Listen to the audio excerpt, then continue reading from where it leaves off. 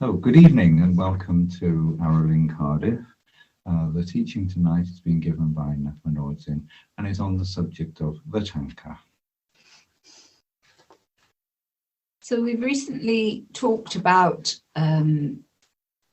beginning yidam practice, engaging in yidam practice, where you receive transmission in an empowerment ceremony, and you begin to practice visualizing or arising as this yidam and engaging in their mantra.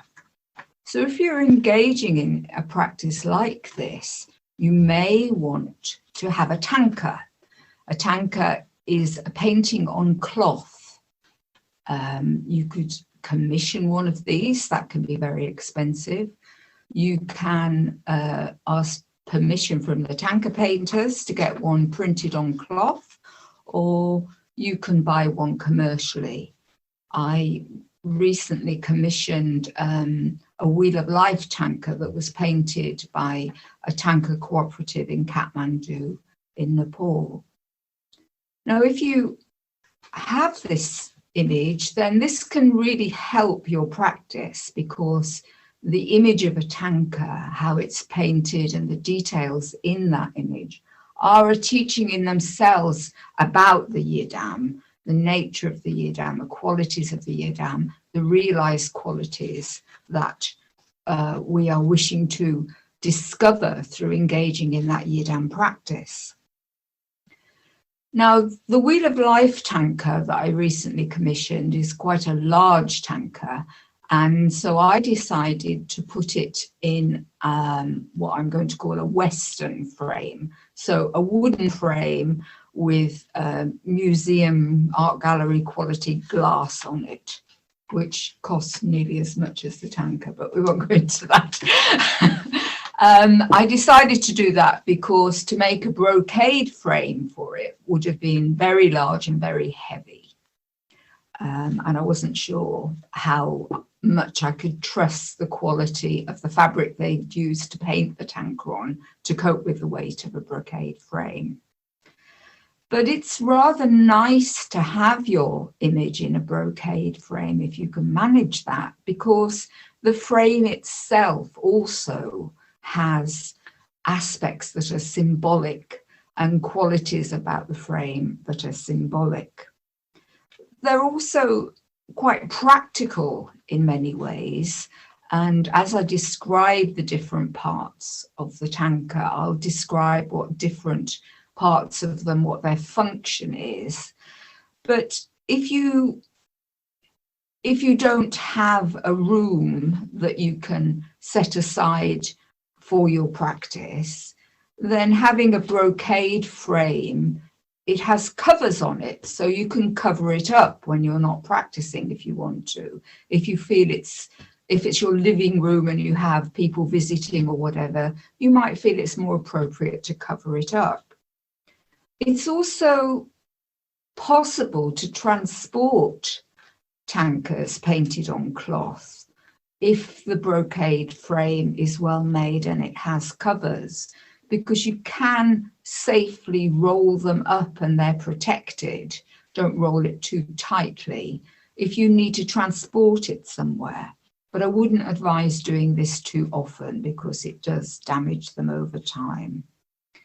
But of course, historically, one of the reasons for the brocade frame was that practitioners would have been a monastic society, and they may need to have packed up all their belongings and moved on. And there are parts of the thangka frame that are called wings that were used to tie the image to the inside of the tent so that it was held against the sides of the tent. So there are historical, practical aspects to the thangka frame as well. Now, it's lovely if you can to make your own thangka frame, but it is quite a job. It's quite a skill to develop, and be prepared to perhaps not make your first couple very well. It might be an idea to make your first thangka frame not in brocade, so that you learn the process a little before you go to the expense of doing it in an expensive brocade. Excuse me, you said monastic. Did I? Yes. When you said they might need to pack them up and tie them to tents. Oh no, I meant nomadic. Nomadic. Thank you. Yeah. Sorry. This is why it's better to teach as a couple. Yes, nomadic, not monastic, nomadic.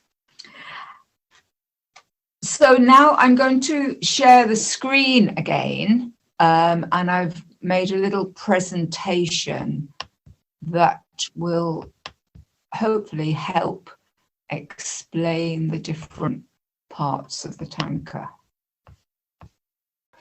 So this is a thangka, a diagram of a thangka. I hope you can see the numbers on it on your screen. And this particular one is a thangka frame in red, white and blue. Now in the Aro lineage, you would not normally use yellow unless you decided to use the 5 colours immediately around the thangka. So then you could, instead of what is just red and white here, you could use all 5 elemental colours and then have an outer colour for the main body of the thangka. But it's usual to have 2 colours immediately around the thangka. So that's numbers, I think they're numbers 3 and 4 on this, and that's called the rainbow. And in this one, they're white and red. So this white, red and blue combination represents the channels, the central, solar and lunar channels. Another common color combination would be red, green and blue, which are the Dzogchen colors, the colors you find in the Gakyel, the Wheel of Life. If you're, we have joy, oh dear, I'm having trouble with my words tonight, I do apologize. If you're framing a wrathful image, then you could also use black brocade for the main body of the thangka. Now, it's usually made in brocade, but you can make thangka frames in cotton if you would prefer to buy a nice quality cotton. But the one part that would normally be brocade is the part that is called the lake, and that is number 7 on this diagram. And I'll talk about why that is as we go through. So I'm now just going to go through the numbers, and I hope you can see them. Number 1 is in the center bit that's got a sort of texture to it, and that represents where the image of the yidam will be. Number 2 is a very fine white line around that image, and this is created with a piece of cord that is usually put on pretty much at the end of making the front part of the thangka frame. And this may seem like almost like an unnecessary detail, but it's extraordinary how that little white piece of cord really finishes off the look of a thangka frame. So it is well worth bothering with. Numbers 3 and 4 are pointing to the white and the red, and this is called the rainbow. As I say, here there are 2 colors, but it can be 3 quite commonly, but could even be up to 5. Number 5 is just the sides to either side of the image and the rainbow. And these 2 pieces should be at least twice the width of the rainbow of the white and red. And they need to be wide enough to for the wings that will go across that. I'll explain the wings in a little bit. Hang on, we're not on video. something silly that Zoom does is it takes your video when you go to screen share. Oh, and now I want to go back. But I'll talk more about that in a little while. Then the top part, number 6, is shaped out. And this is so that the top shape mirrors the bottom shape, and so that when the robes, the covers are added to this top part, they will cover the whole thangka. And the number 11, actually, let's jump to number 11, is a baton, a piece of wood inside that top piece, and that is what the thangka is actually hanging from. It's not hanging from the brocade itself, it's hanging from that piece of wood. Number 7 is the lake.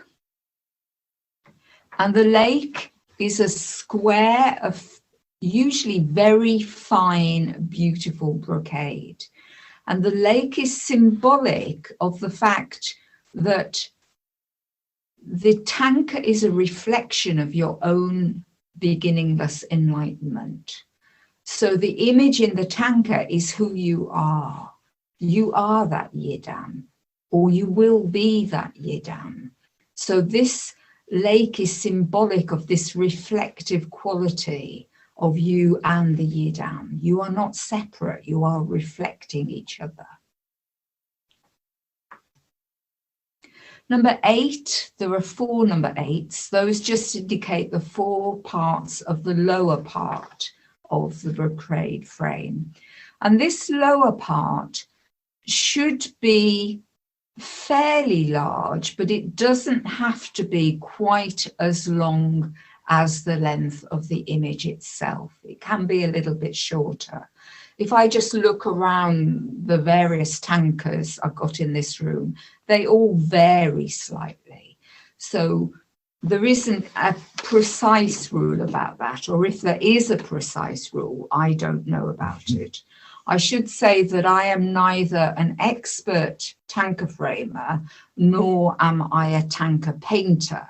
So if you want an expert opinion before you embark on a project like this, there are other people who have more expertise than I do that you might want to consult. This is very much the Aro lineage style of brocade frame, and it is actually extremely traditional. It has all the components of a traditional thangka. Many of the frame thangkas that you can buy in Nepal are lacking some of these components, or things are not put on quite correctly.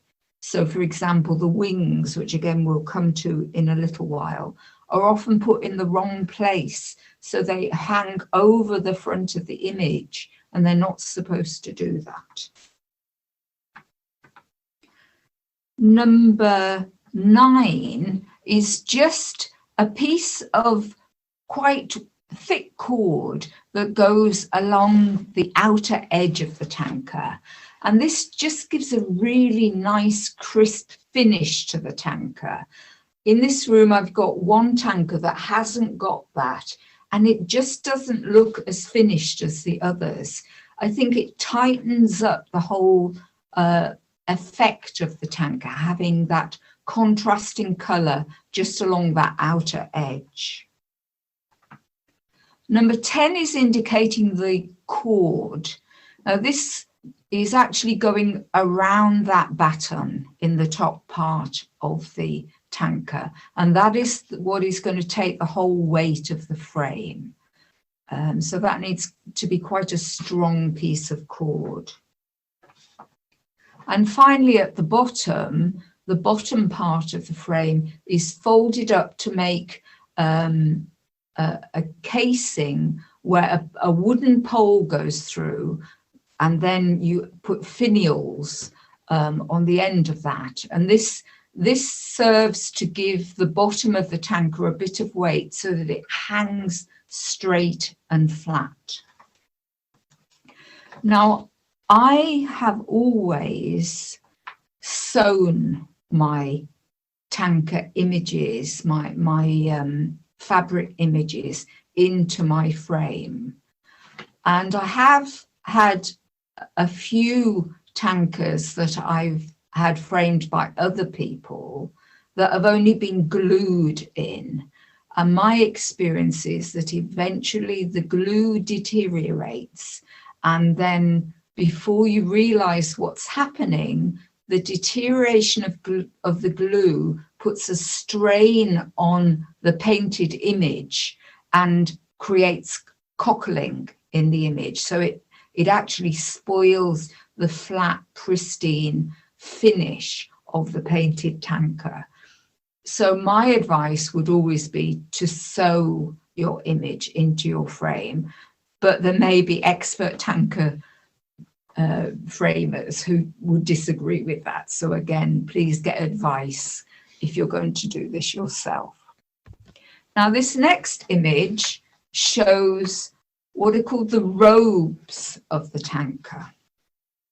So A is a covering that hangs from the very top of the frame, the underneath frame, and there could be 1, 2, or 3 layers of this.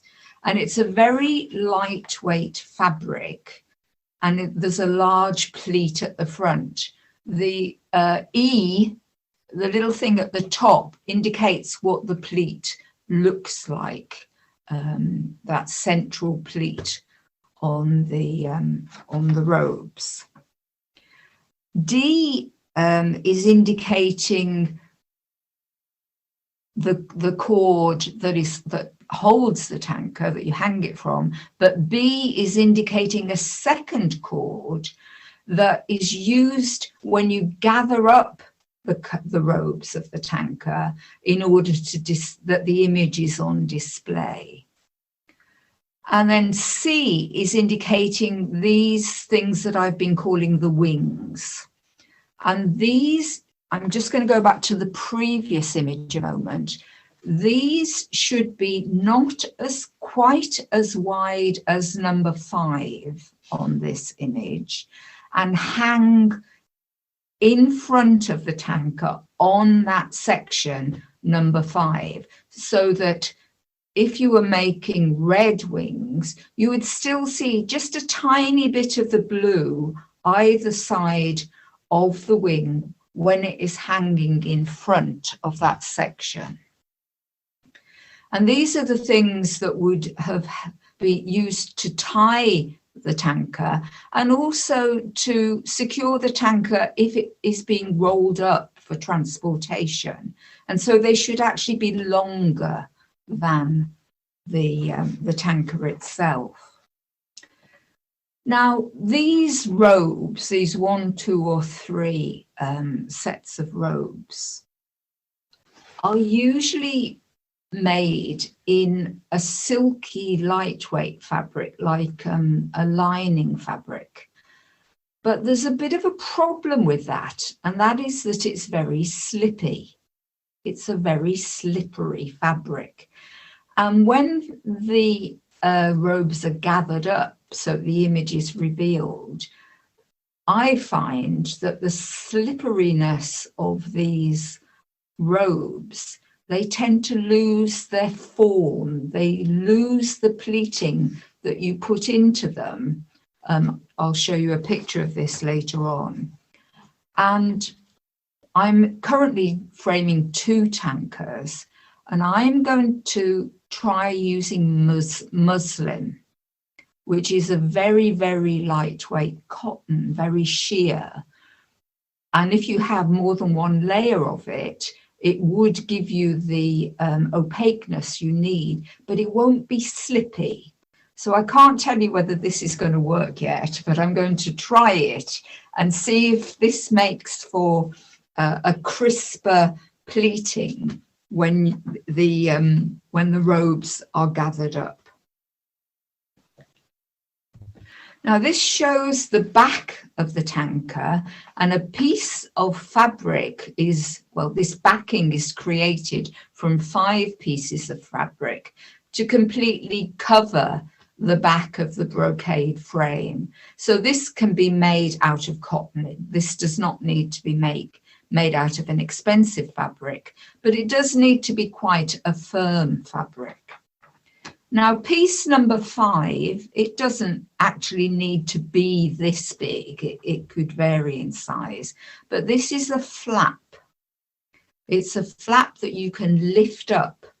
And the reason for that is that you can have a rabne ceremony for your thangka, where your lama paints syllables on the back of the yidam image in the places usually of forehead, throat and heart.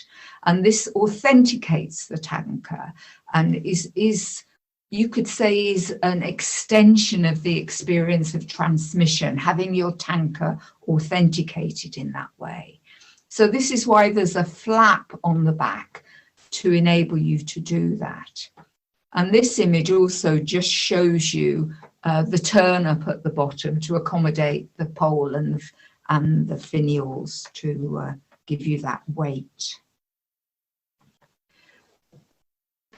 So these are now some photographs of actually the thangka behind us, the thangka Pamasambhava that is behind us. So this is the thangka with the robes down. Now, the robes are actually incorrectly made on this thangka because the pleat is back to front. So the pleat, the flat part of the pleat, is actually at the back of the robes instead of at the front of the robes.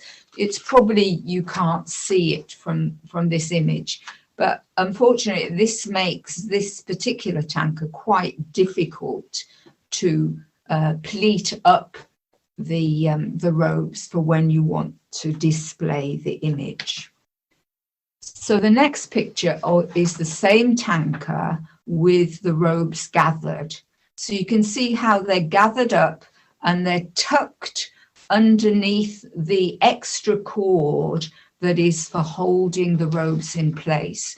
And that should be a very nice, neat, crisp gathering.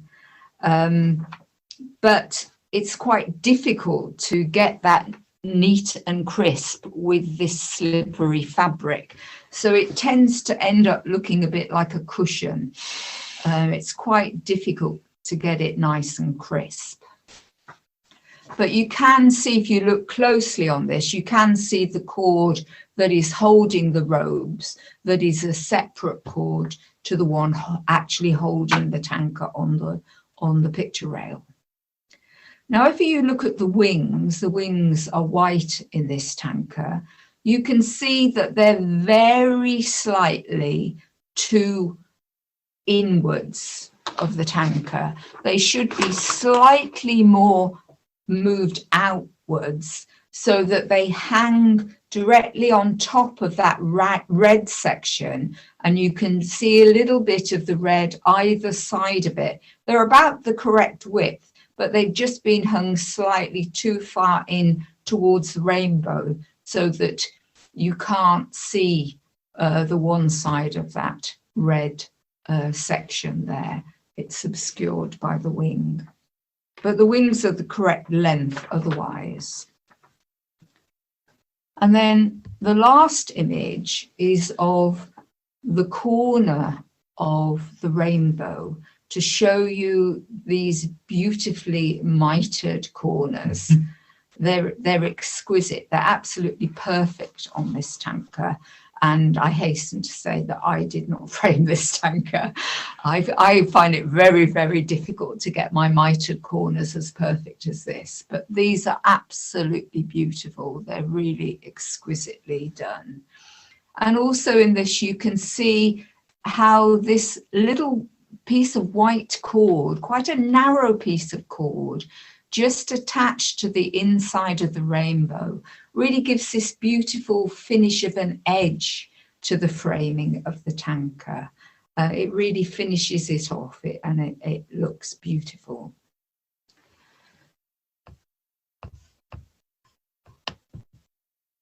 So that is how to frame a thangka.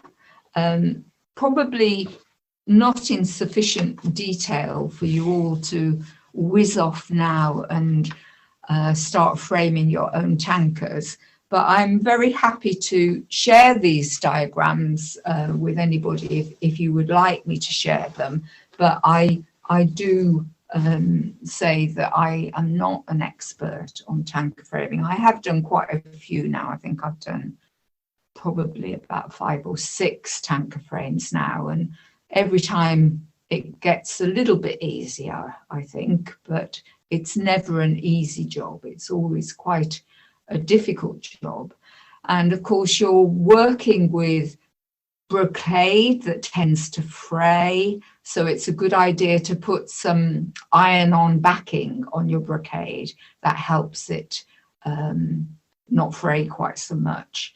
You're also working with brocade that's probably cost you quite a lot of money, so it's frightening when you cut it because you're worried you're going to make a mistake and spoil it and waste some fabric.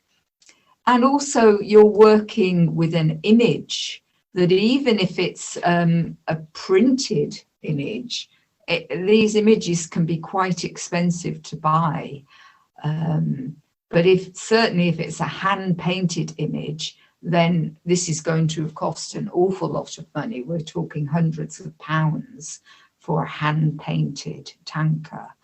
So there's quite a lot of nerve-wracking stuff going on when you're framing a thangka. And I think the last time I framed one for somebody else, I made the decision that I would simply never do that again, because framing a thangka for yourself and you might make a mistake is one thing, but framing a thangka for somebody and you know they might have paid £800 for this image and another couple of hundred, 300 for their brocade, you know, it's too much pressure. I don't need that much pressure. So I'm not going to frame thangkas for other people anymore. So I think that's it. Thank you. I think that was absolutely fascinating. But what I really appreciated was how much everything has its place within the thangka frame. It's either symbolic or it's functional. There's nothing extraneous that's just there for no reason.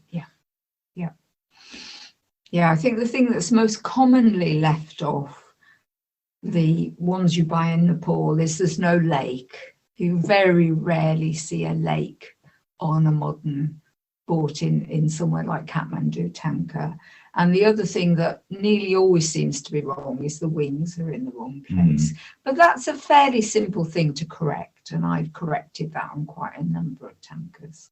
And I think we've also seen them where the large expanse at the bottom is just one piece with a leg, if you're lucky, tacked on. Yes, well, I'm framing quite a small print at the moment. It's only about just over A4, but I've decided to put it in a thangka frame. But I have made that bottom piece as a single piece because I just felt it was going to be too tricky to do such a small.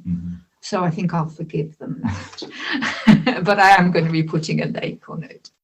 I think it's very good so that anyone going out looking at thangkas or looking to have one made knows what to expect in order to have it done completely properly. And there's another thing that's very common in Nepalese thangkas is a sort of fringe at the bottom, that they do this fringe at the bottom. And it would be a bit audacious of me to say this is incorrect, but it's not the style that we have been taught in the Aratel lineage, where the symbolism is as important as the function.